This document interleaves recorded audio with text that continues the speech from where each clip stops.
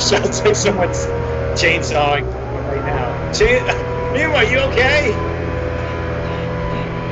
Is there a killer that's on the loose? There's like blood splattering across the staircase.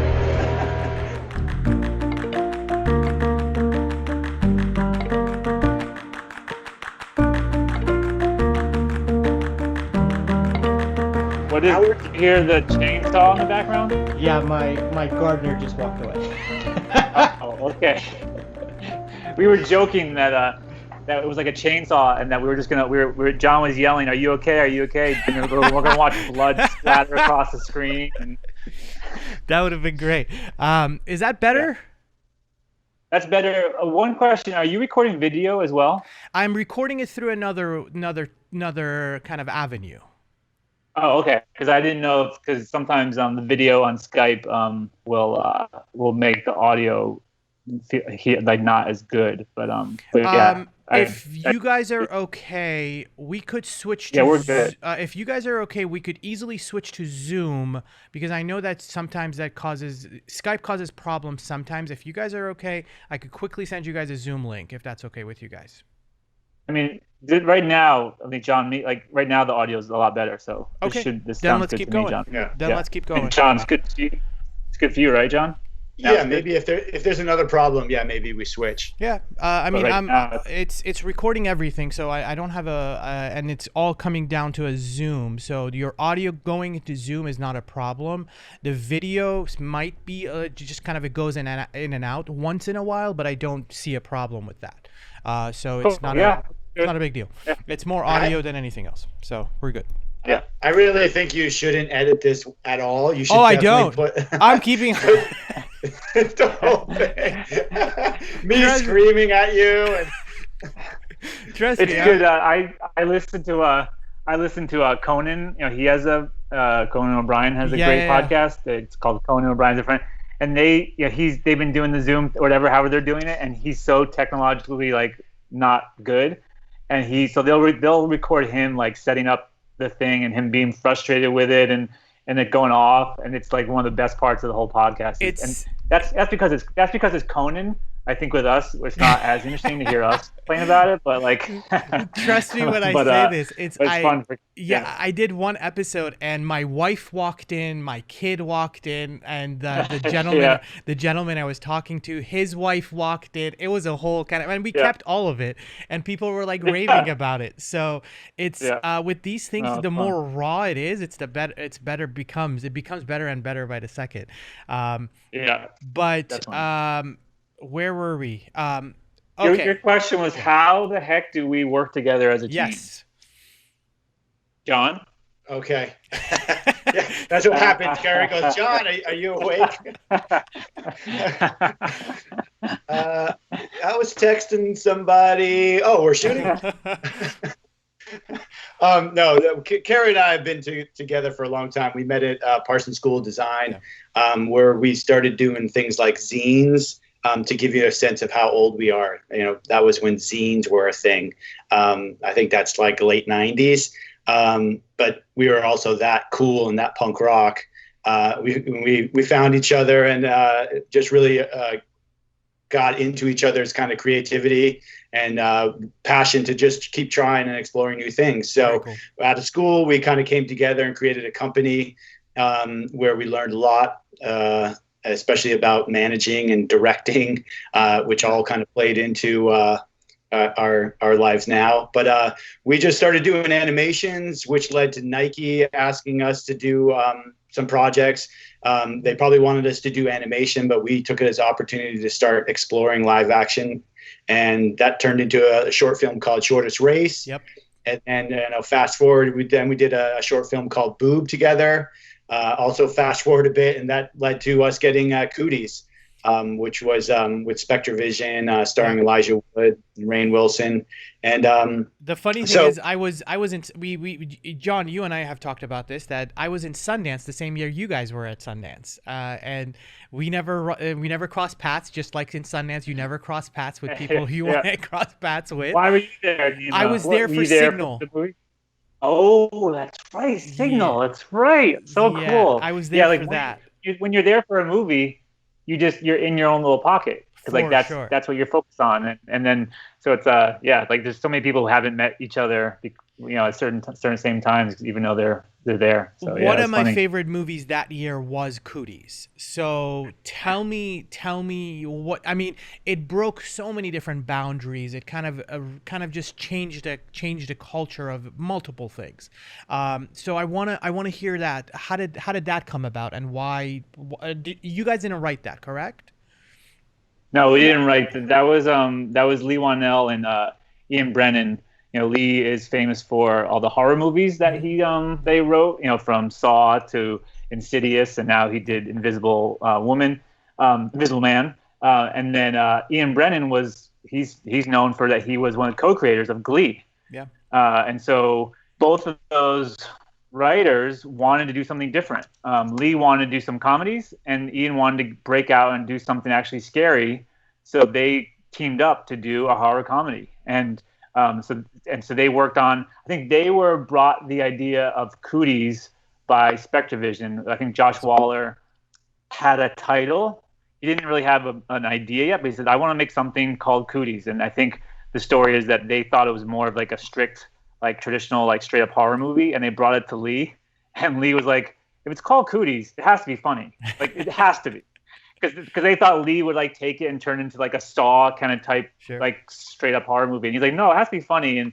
And Lee Wanell is just one of the funniest guys in the world if you ever meet him. And so they brought in Ian, and Ian and Lee wrote this really funny, bizarre take on zombie movies where, instead of the adults, becoming zombies and scaring the kids, it was the kids who became these monsters and scared the adults. And we thought that was like a really funny take on that kind of genre of film. And so they had seen the short film we did, and then we worked on Cooties. And it was like, before that, I think Shaun of the Dead was kind of like the only kind of comp. I think Shaun of the Dead and Gremlins to us were like the two that came closest to that kind of tone of something that's really scary when it needs to be, and then laugh out loud funny when those moments happen.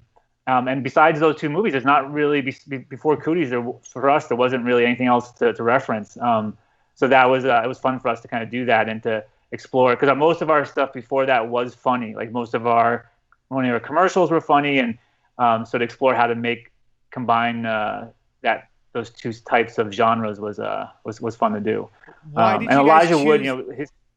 Go ahead. Elijah Wood. Sorry. I was going to say that Elijah Wood was obviously involved from the beginning, but it was fun for us to have the chance to cast the rest of the actors, and it was such a great group of people. A lot of improv actors, from working on SNL to The Office, and then Alison Pill at the center of it, being like such a talented actress as the core of everything.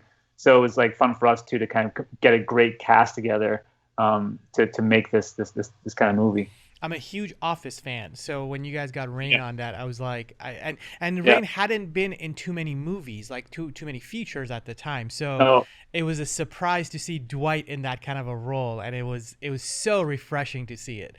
And you guys did that with Kevin Smith as well, Kevin James. Sorry, Kevin James. Kevin James.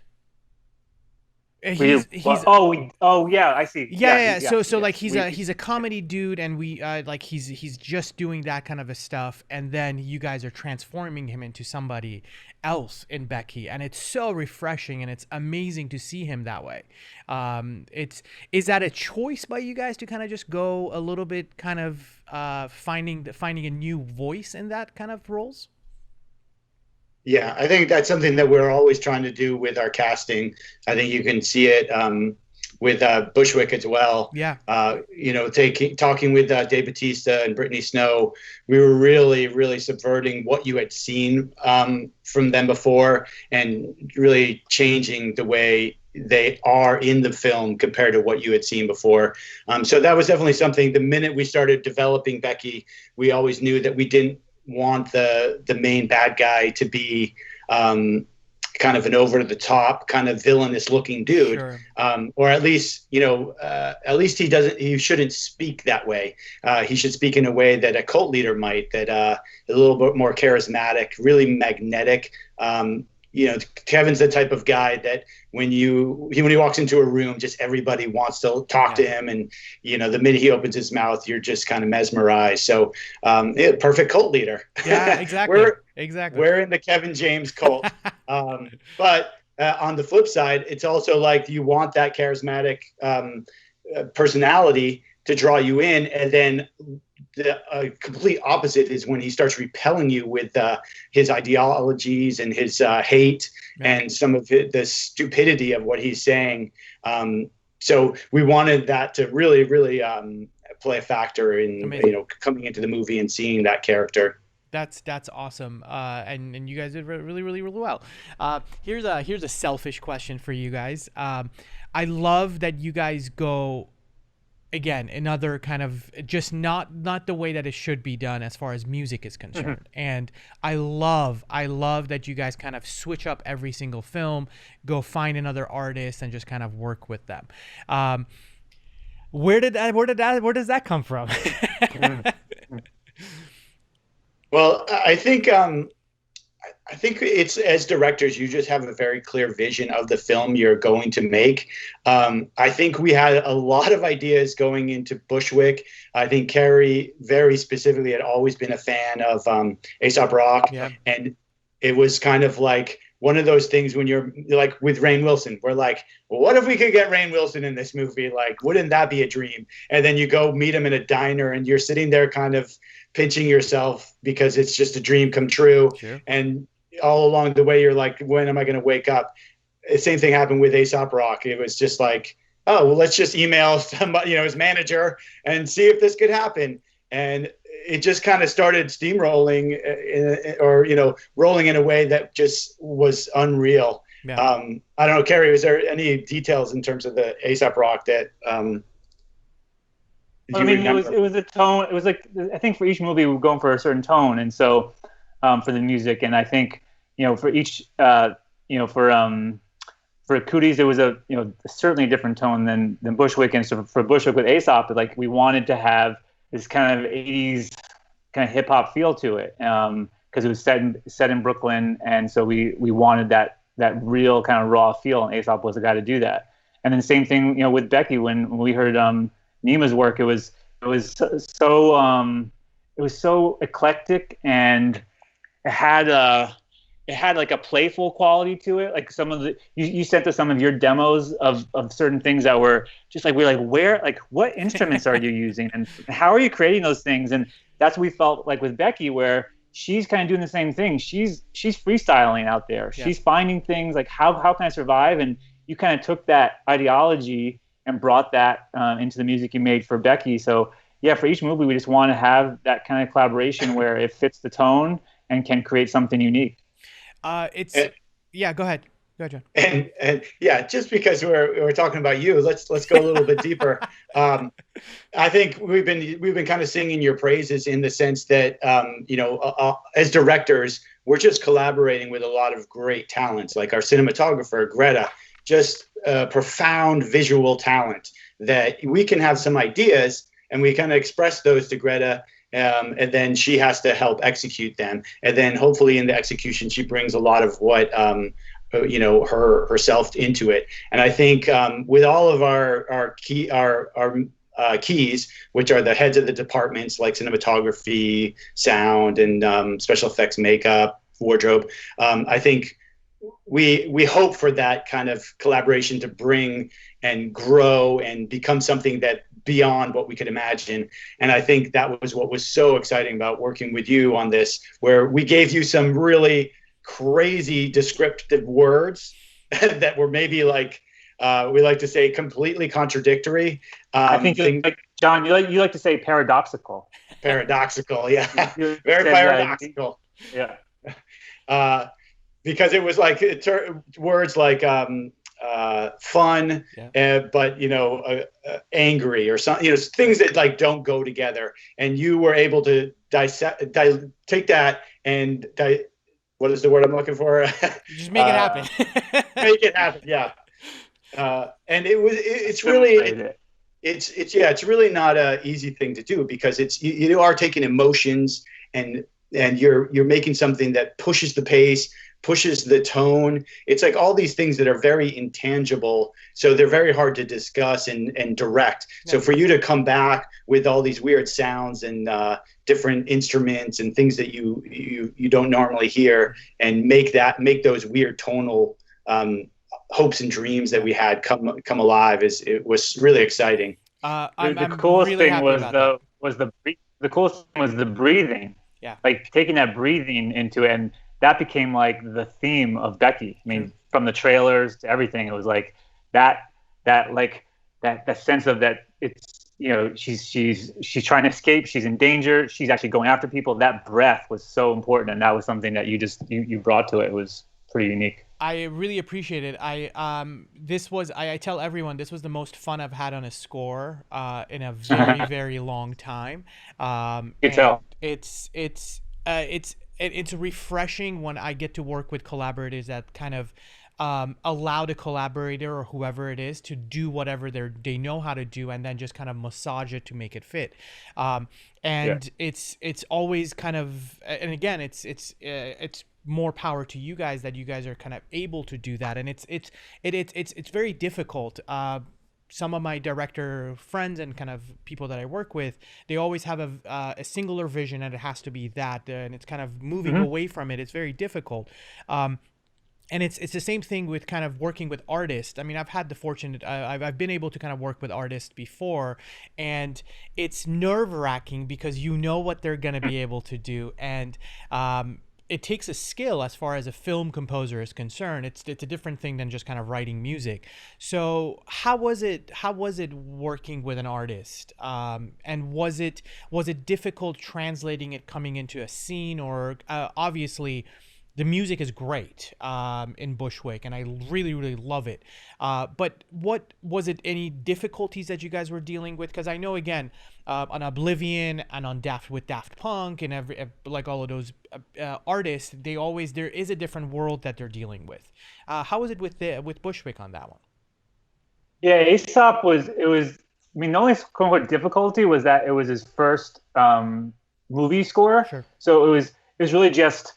It's more about the process of it rather than actually the making of it. Because like it was like, how do we, what do we do here? I mean, he's used to crafting his own almost like film scores with each album that he does is a long story, and they allow like connecting pieces. So he kind of thinks of his albums almost as little movies.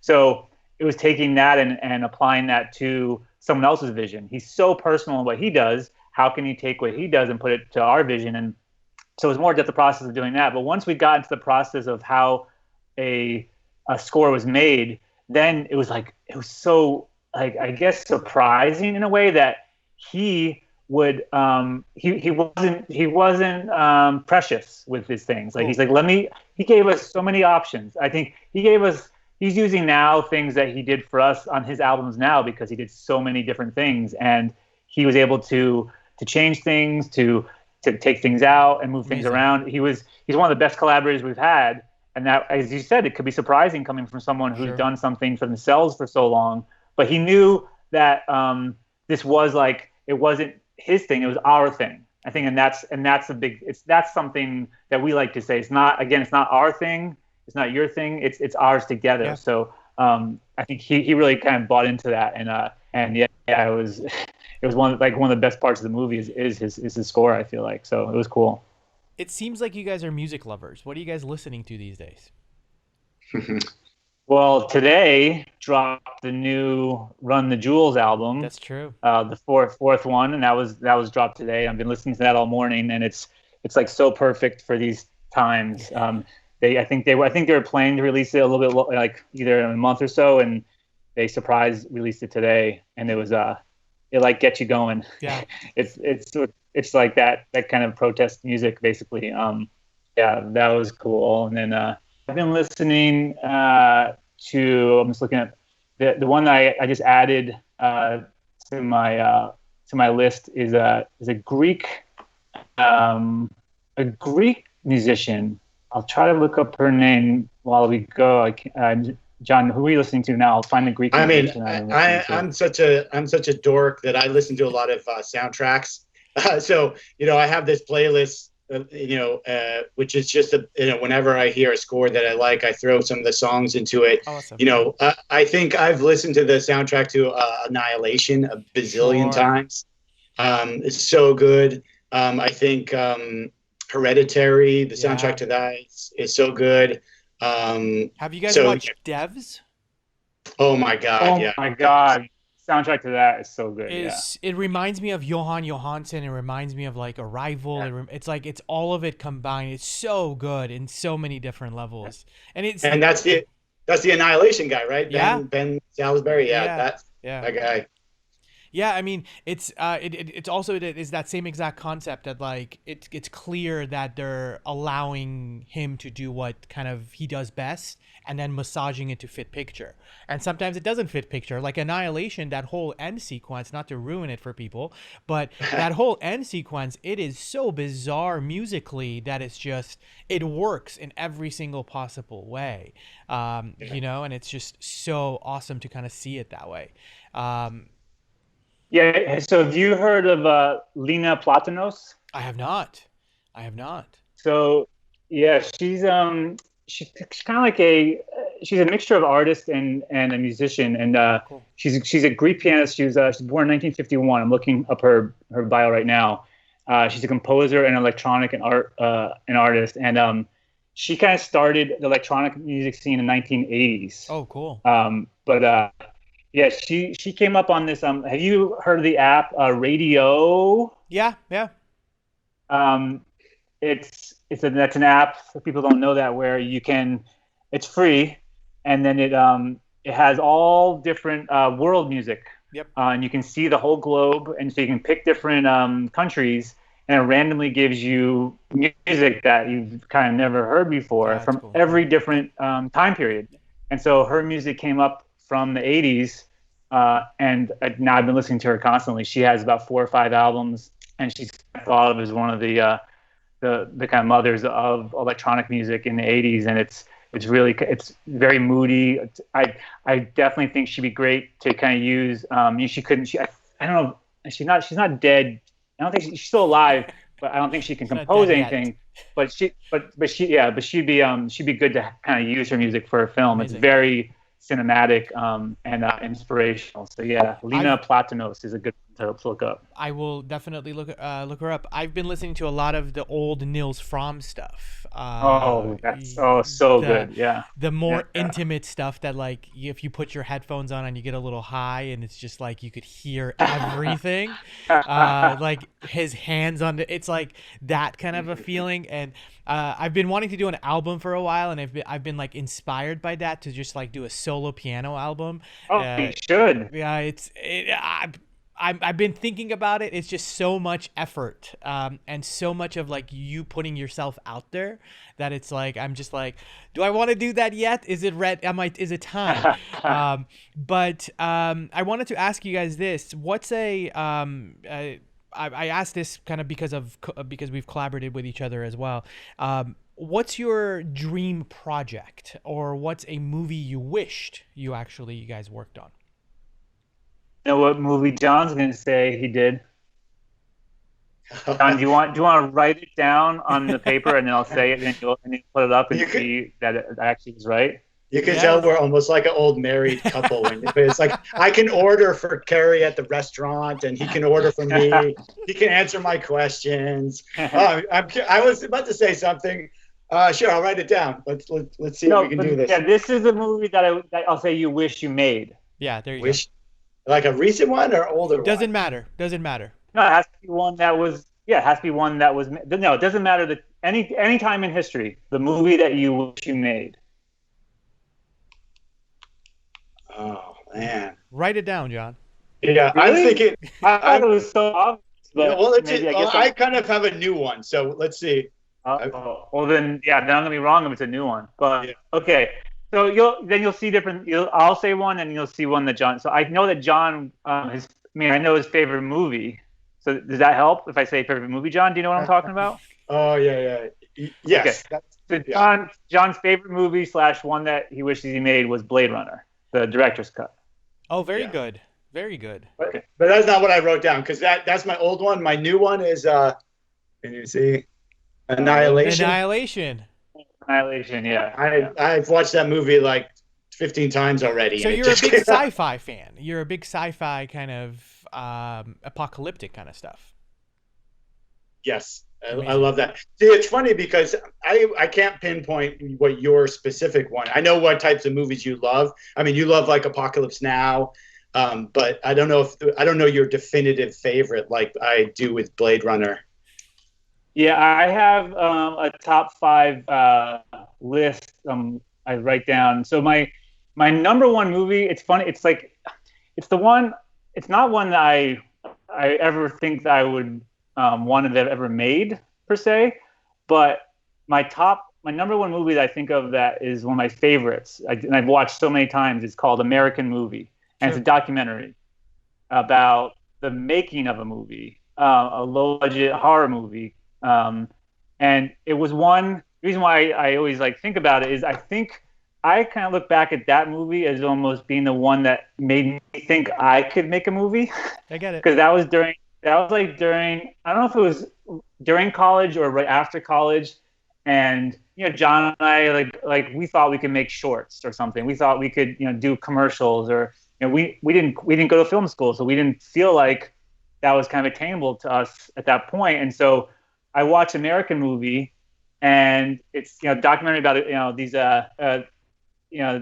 two guys who are making a film in around Green Bay, and they're not very good, but they're so passionate about what they're doing, and it takes them years to make this one film that they were just dying to do, and they made it. And then it premiered. I don't think the movie was good, but they made it, and it was like, okay, if those guys can, and they had no money. They're borrowing from their friends and family to make this thing, and so like and then the making of that documentary and how it was all pieced together was in this kind of cool meta way where they're making a movie about a movie, and so it all kind of came together for me about like the possibilities of how what a movie is and how these things can be made, and even if it's cheap, like even if there's no money in it, like you can make it. So yeah, I think that's one of my top ones. And then John said Apocalypse Now, I feel like is my movie that I always reference. That is one of my favorites, along with Butch Cassidy and Sundance Kid. So like those 3 movies are like my top 3, I would say. Which one would you guys remake? Oh man, we would combine Blade Runner and Apocalypse Now. Blade Apocalypse. Yeah, that'd be fun. How about you, Nima? Do you have a top one? I wish I could do Matrix. That's actually one of my favorite kind of just scores in general, and it's just again it's the different way of approaching a sci-fi score, and I'm all about different ways of doing things. It's just that's one of my favorite top 5 film. But Blade Runner is one of my favorite scores of all time. Yeah. In every possibility. Yeah. In every possible way. I mean, it's a game-changing score. Even today, it's still very relevant. You could put that score on anything and it still works. That's the beauty of it. I mean, my top movies are like Gladiator. I love epic epic stuff.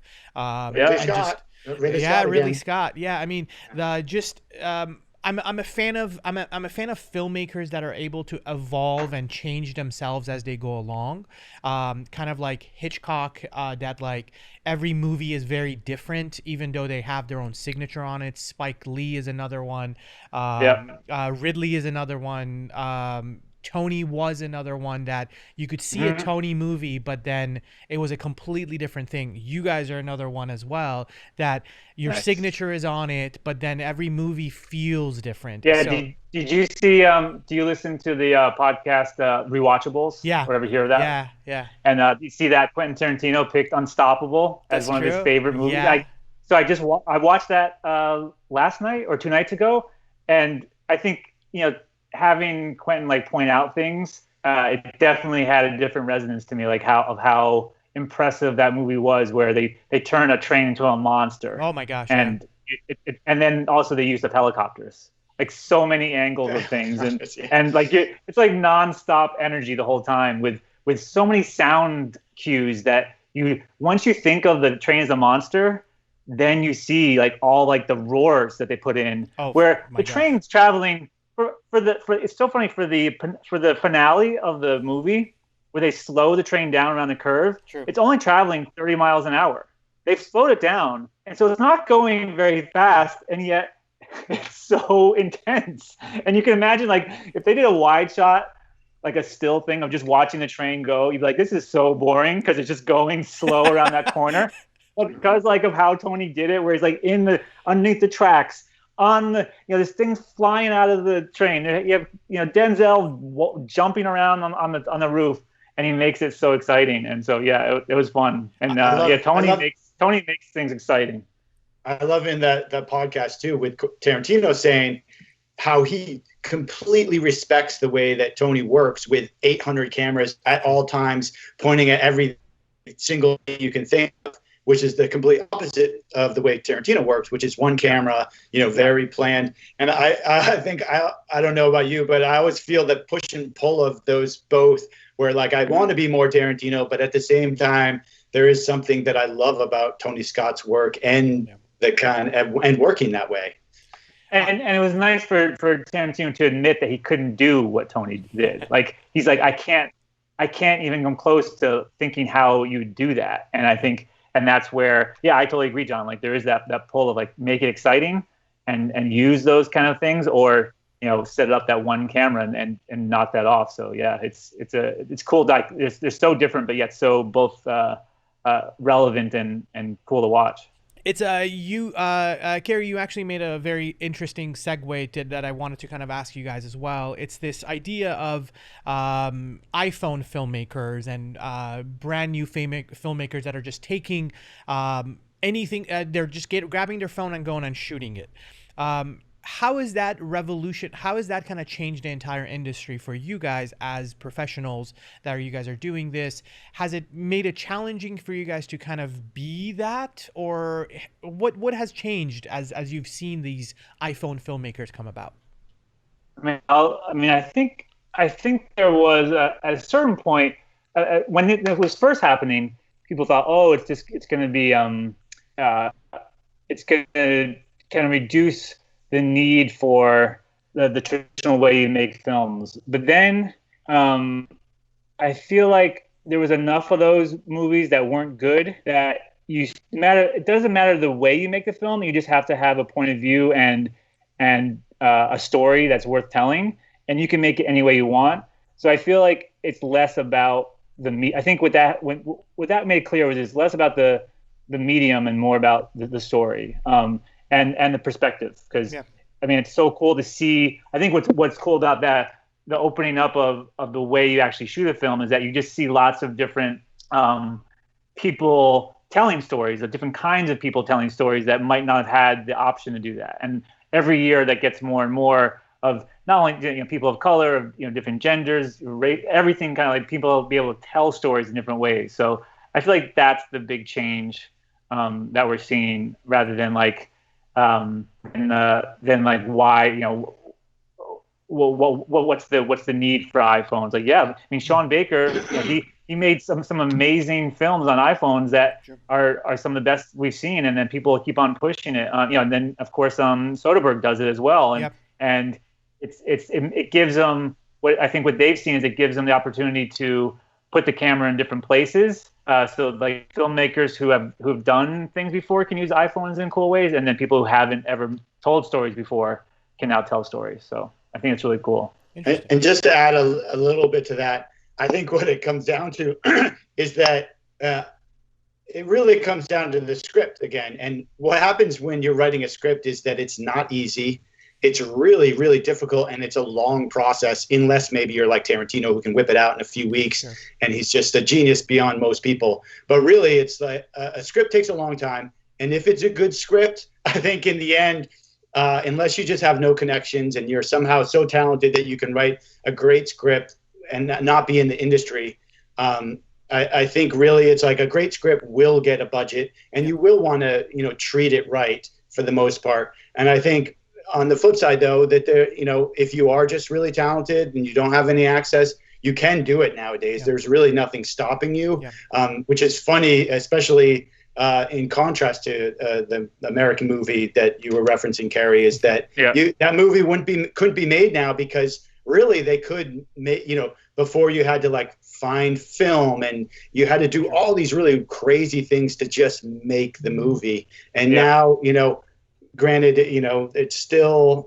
some roadblocks, but it's much more possible. But I think in the end, we kind of joke about Soderbergh's film is that there's a lot of articles about the fact that, he shot it on an iPhone, but he really had to augment it with different technologies because it's, it's really difficult to direct a film where you can't see the projector. So you can shoot it. There's a lot of things that are making it more easy now with technology, but it's also there's still some complications in terms of making an actual feature film. I think it would be much easier to make some short films or music videos with the technology nowadays. I was watching this comparison video. I'm sure you guys have seen these moment lenses for iPhones that they do like anamorphic, and it's incredible that the comparison that they're doing. I mean, I picked up a couple of the lenses and I was just walking around. I'm like, wow, this is incredible what you can do.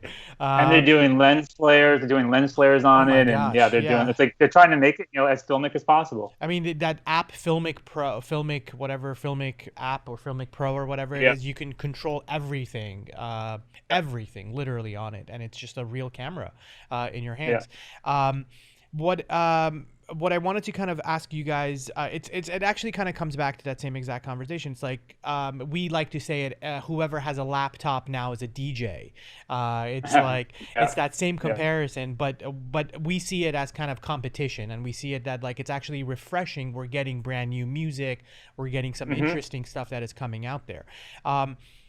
As far as technology is concerned, as far as kind of just the new ways that I know you guys are kind of like myself, kind of nerds in this kind of whole technology world as well. What's exciting for you guys as far as the filmmaker aspect of it is within the technology world that we're living in? And then we'll get to the crazy part of COVID, how that's kind of causing problems as well. Yeah, and I just wanted to add one more thing. Really, even though we've been working in film for over 15 years now, the way we started out was the beginning of this kind of technology boom where you had the DV camera, the mini DV, which, right now I can't even imagine filming with that. But really some of our first projects that we did was us just going out with a camera, not even a mic. And it was essentially what we're talking about now. So even though we're probably a generation removed from now with the much better phones and everything, it really was how we got started. And so I don't think you need to say that you're going to do the feature film on the iPhone, but go and explore. And, that's what we did. We really kind of got our experience with the technology of the time. Without spending a lot of money and made moving images. And I think there's a lot to be said for that. Yeah, my close friend is Ed Sanchez, and he tells me the stories on how he went and did Blair Witch Project, and it's just crazy to kind of think about it. Wow. We're both from Maryland, so it's like we have that connection, and it's like he tells me the stories, and it's just nuts on how they did that whole thing, and compared to what they're doing now. Such a landmark movie. That's such a landmark movie in independent cinema world. So that's pretty cool. For sure. And then so just to kind of answer your other question about technology, I think one of the coolest things we did in our last film, Bushwick, was that we were one of the first productions to use the Alexa Mini. And in turn, we were using the Alexa Mini. My Alexa just tried to answer. But the Alexa Mini on a Movi, which is a smaller Steadicam type of a device. And so we were able to do these long one takes with this new technology that really hadn't been tried to the extent of that we were doing it. True. And there were some things because of that we actually we had some craziness, which I won't get into, but I think that happens a lot when you're essentially testing new technologies. But it was cool. Just like this, we're testing out new ways of doing all of this stuff. No, for sure. It's exciting. It's really, really exciting that technology is allowing us to do what we thought we can't do, and now we can just kind of do it completely a different way. it comes down to this whole idea of what's causing filmmakers and kind of just this COVID idea of how new ways of kind of making films. Where do you guys see it? How do you guys see that us not coming out of it, but just how can we kind of where do you see it as the future of filmmaking? I think it's going to be like we're going to just have to reduce the. I think it's going to be something where the smaller movies will have to have things where things are spaced out, because the big thing that's going to happen is that the actors will have to be tested a ton, like a ton. For any kind of commercial or movie to happen, actors have to be tested a lot. So that's going to cost time and money. So the independent movies are not going to be able to do it for a large cast. So the smaller movies will just have to kind of think of that when they put their movies together. The bigger movies will be able to, I think, spend that money and maybe not have hundreds of people, but still a bunch of people in terms of actors be able to do that, and they'll be able to test people. And then there'll just be a little bit more time in terms of the process of making it, because there'll be these zones of people that are, you have to kind of keeping it less than 10 or 20 people together. So that will kind of make things a little bit harder probably. But I think it'll gradually get into another way of doing things. And I think humans will adapt, and we'll just be able to, that'll be the new way of these things happening. Even with a vaccine, it's going to even take a long time to kind of make that widely available. So I think it'll happen, but it will just affect the kinds of movies that are made on a budget for a little while. We are one of the few people that have finished a film, and we're actually going to be releasing it during COVID, during this whole pandemic. And I guess our movie gets released on Friday. Are we keeping it, or are we pushing it? Are we still on Fridays? Oh, no, yeah, it's June 5th, and it's going to be in. We just got an updated list of all the drive-in theaters that it's going to be in. So there's going to be almost 50 drive-in theaters and we found out that there's going to be 5 in the California area. We got Mission Tiki, which is the one that's kind of closest to us. I don't think there's one closer to you, John. I don't think it got closer to you, but in New York. But and then they're going to expand it. They're going to, because we already rented an Airbnb in Pennsylvania. So if they made the one in Warwick available, I would have been like, oh damn. Yeah, but then they're gonna try to expand it the following weekend as well, and each week more things open. But we're also, it's exciting, to have the movie available on all the different digital places, because we all want to stay safe, and people feel safe in their homes, and this is a movie that, instead of waiting months and months and then competing with all the massive tentpole movies that have been lining up to get out there, they made a good decision to get it out now, while people are kind of looking for new things, and so we're excited about that as well. But it's fun to have it in both places. Yeah, I'm excited. I'm excited to see it and how people are going to react to it, because it's a special movie. It's a different movie. It's going to be fun to kind of see it. I have one last question for you, and it's one of those things I ask pretty much all my filmmaker friends, and it's, what advice do you wish you received before you started filming, or before you started filming your first ever project? Don't do it. No. I tell my students at UCLA all the time, don't get into this industry.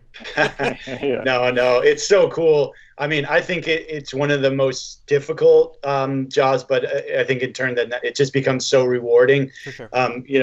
It's the same with the release right now. It's so exciting. We're so excited for people to see it, but you get the reviews in, and it's like there's some great reviews and then there's some bad reviews, and that's just part of being creative and putting yourself out there. Is that especially with a film like this, it's not for everyone. A lot of people just don't like to see cinematic violence, so those people are going to just not enjoy it. So that's fine. And I think as you grow as a creative, creator, you get a thicker skin, and you just have to understand that what you're trying to accomplish and feel success in that. But it's so exciting. So I don't know. Do you have any better advice, Cary?